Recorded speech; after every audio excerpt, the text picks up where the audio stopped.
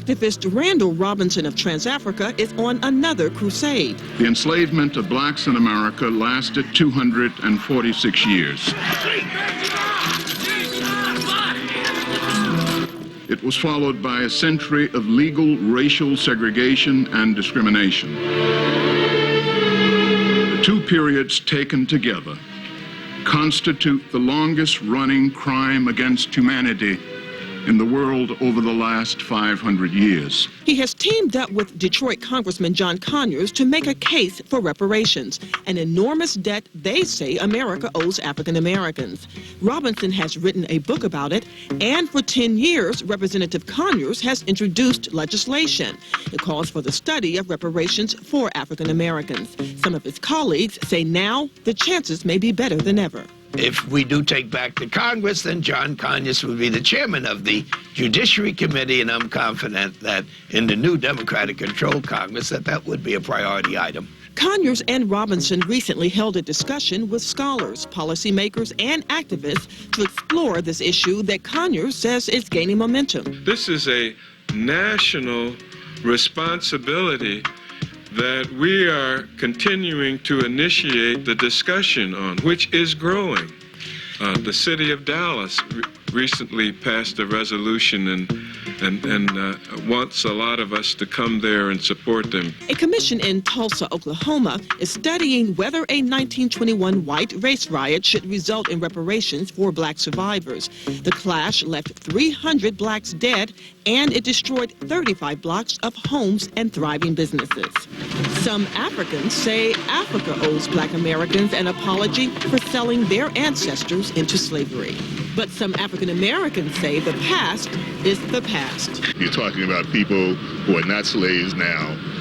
You know, it was owed to the people who came out of slavery. We're not in that situation. Stay tuned for a provocative discussion on reparations for African Americans. For BET Tonight, I'm Annette Gibbs.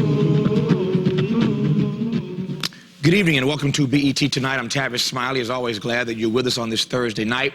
We will, as always, take your phone calls momentarily and give you tonight's internet poll question in a moment.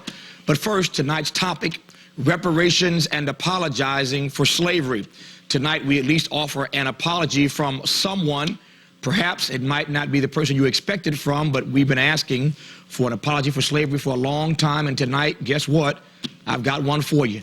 And tonight we look at one concrete proposal for paying for reparations. Joining me here in Washington tonight, His Majesty King Foli-Bebe of the West African country of Togo. He's also the founder of a humanitarian foundation benefiting Africans and Americans. Pleased to have King Ayi with us here tonight from Togo. Joining us via satellite from San Francisco, a friend who needs no introduction, but since he's here, I'll give him one anyway. Randall Robinson, the founder and president of Trans-Africa, and the author of a provocative new book entitled The Debt, What America Owes to Blacks. The debt has been described as a veritable literary symphony, and one critic said it could be viewed as the fire next time for this generation and may turn a mood into a movement. The book, The Debt, by Randall Robinson. Glad Randall's here. And finally, also pleased to be joined tonight here in Washington by our friend Currie Ballard, a member of the Tulsa Race Riot Commission. In just days from now, the commission in Oklahoma set to consider a plan to pay compensation for the destruction of the so-called Black Wall Street in Oklahoma back in 1921. And we thank all of our guests for joining us here on BET Tonight in Washington and in San Francisco. King Ayi, nice to see you. How are you? I'm doing fine. I'm delighted to have you here from Togo and on our program, and we thank you for taking the time to talk to us tonight. Thank you. This is going to be, without question, I'm sure, one of the most provocative shows we've ever done on this program in 4 seasons. And provocative because there are a lot of folk who say that Randall Robinson, my dear friend, has it all wrong, that we ought not to spend our time in America pontificating and diatribing and begging and asking and demanding, for that matter, an apology from our government. A lot of folk, as you know, wanted President Clinton to apologize for slavery when he traveled to the continent of Africa a year ago. We were on that trip with the president. But your take on the slavery question is a little bit different. You think that we are owed an apology, but not from necessarily the U.S. government, at least not in that order. Who do you think owes us an apology for slavery? Well, I'd like to start first and take a moment back in the history. We know it takes two to tangle. And I know also in the history what my kingdom has done Dr. Robertson have done a lot. I would like to give him credit for everything I've done for Africa in the name of Africans. But this particular issue, it needs to be come up from Africans also. My kingdom was the first African kingdom who fought against slavery, my great-grandfathers. Now, in these modern days, there's still that exchange between Africans back home and African Americans in the diaspora. I will say that bridge, it needs to be rebuilt. By doing so, Africans also participate in kidnapping their brothers and sisters and sold them or give them away just because of cigarettes or tobacco or alcohol, and let their brothers go from their hands. This needs to be understood. And me, from where I come from, and my kingdom, I knew for a fact some of the villages, some chiefs were involved. I'm taking that responsibility today and sitting with you and ask all the African Americans and the blacks in the diaspora to forgive us and forgive me on behalf of those who were involved. And today, even though my family who fought for Queen Victoria to end the slavery, that doesn't make it right, but that needs to be come up for Africans to let that bridge to rebuild before we can go forward. I hear your apology. We will discover rather shortly here that while you are indeed respected as the king in Togo, as you well know, there are many Africans who disagree with you, and I'm sure we're going to hear from them as this hour goes on. But let me ask you before we go to this first break here, if Africans did not keep us into slavery, no one denies that there were Africans who wittingly or unwittingly were involved in selling us into slavery. No one denies that. But you all were not responsible for keeping us enslaved once we arrived upon these shores. Why then, how then, I should say, can we justify asking Africans to apologize when you weren't the ones who kept us enslaved? Well, I will put it this way. Those days, they do not know what they are doing themselves. And at the same time, they don't think the way slavery came to this part of the world like the way we think of the slavery in my kingdom. Slave come or the war, my kingdom arrest the other soldiers. For 5 months, they work in the farm and work in the palace, and after 5 months, they are free. They choose to become part of the royal family. They have a land and build and marry and become one of us. But they do not think how far a reach when you came here that become. If I would say if my forefathers have a plane or boats those days, he will get in the plane and come here to take you back. I hate to interrupt, I got to take a break here. What you're saying, though, is that the way that you all viewed slavery in Africa is different than how slavery came to be in America, and you all had no idea yet that it was going to be the way that it was. Yes. All right. All right. What do you think? It's on, isn't it? It is going to be a provocative conversation for the rest of this hour. I can't wait to get back to this conversation and start taking your phone calls in just a moment. I've been talking to folk over the past few days on the road on my own book tour about this particular program, and I've heard Africans on both sides of this issue. Yes, King IE is right that Africans do owe African Americans an apology, and I've heard in no uncertain terms that King IE has lost his mind to come on BET and apologize to African Americans. What do you think? We invite you to participate in tonight's internet poll question. You know the address, msbet.com. Here's the question. Because of the role they played in slavery, do Africans owe a debt to African Americans? The question's simple enough, as are the choices, yes or no. What do you think? Log on, tell us what you think, as always, at the end of the program, what you had to say. We turn to our friend Cheryl Martin to get a quick look at tonight's top news headlines, and then back to this conversation. We'll bring in Mr. Ballard and our friend Randall Robinson, and your call. Stand by for that in just a moment. Having said that, good evening, Cheryl. Good evening, Tavis. Thank you, and good evening, everyone. A New York judge has ruled that a jury will not be allowed to hear that 3 of the 4 New York City police officers accused of fatally shooting an African immigrant were involved in past shootings. The judge also rejected a motion filed by news organizations to open all hearings and papers to the press. Jury selection is scheduled to begin January 31st. The battle to remove the Confederate flag from the South Carolina state capitol is getting support from Governor Jim Hodges. Last night, during his State of the State address, the governor said he feels flying the Confederate flag over the state capitol is inappropriate and has distracted legislators from more important issues.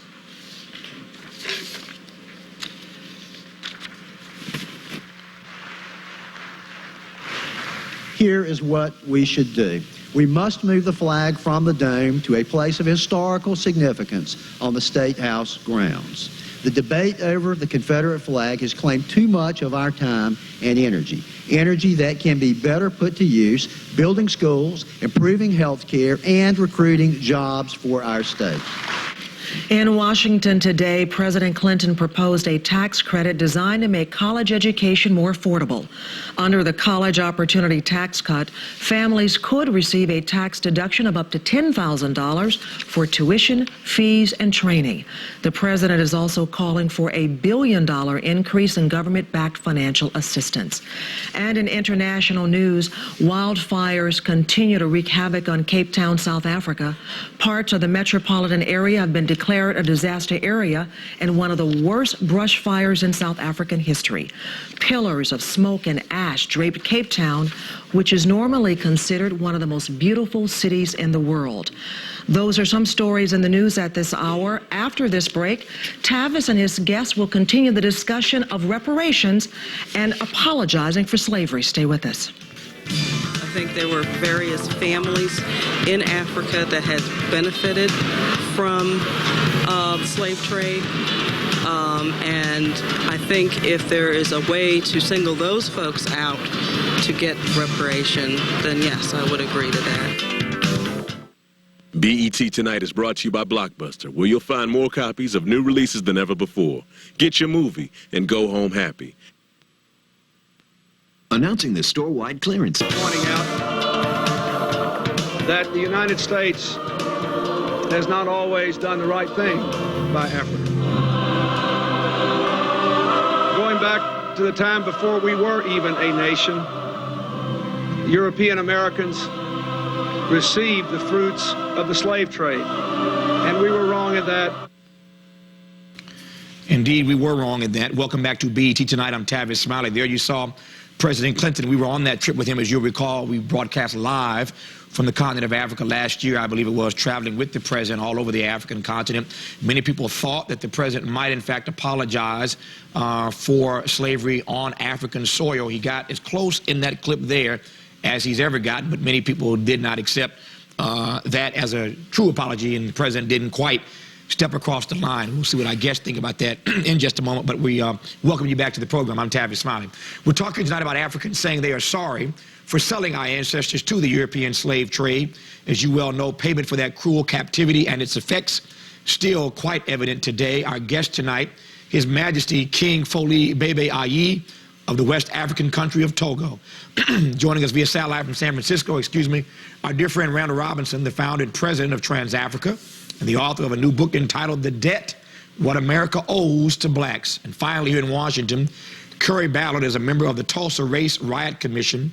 The state of Oklahoma may be close to recommending reparations for death and destruction that occurred in that state back in 1921. You still have the rest of the hour to log on at our website. Tell us what you think with regard to tonight's internet poll question. The address, msbet.com. The question: because of the role they played in slavery, do you think Africans owe a debt to African Americans? Yes or no? As always, at the end of our discussion tonight, the results of what you had to say. Randall, how are you there, sir? I'm fine, Tavis. Delighted to have you on. How was that book signing there in Oakland tonight? It almost caused me not to get here on time. It's gone very well. I'm glad you made it.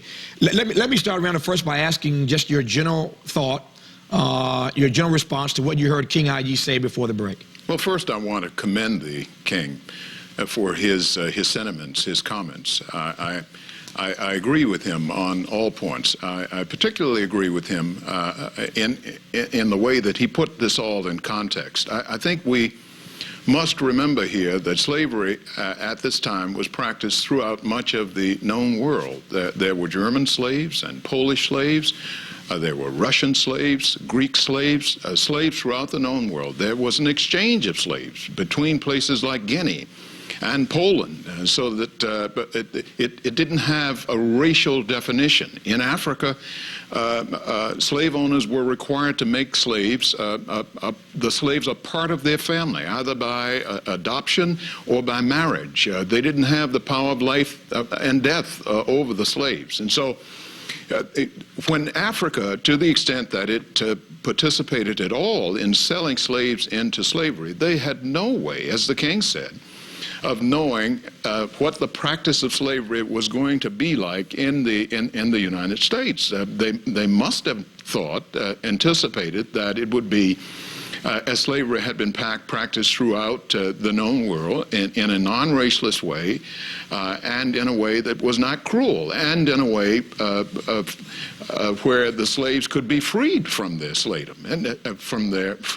and expected to be freed. But Randall, we're to believe that the word never got back to Africa as to what was happening to these Africans in America? Let me give you an example. I doubt that seriously, Tavis. King Alfonso, for one, who was the king of Congo at the time, when he discovered that his country was being depopulated by Portuguese slavers, he appealed to the king of Portugal to stop this practice, that it was destroying his country. He had discovered it to be a cruel institution.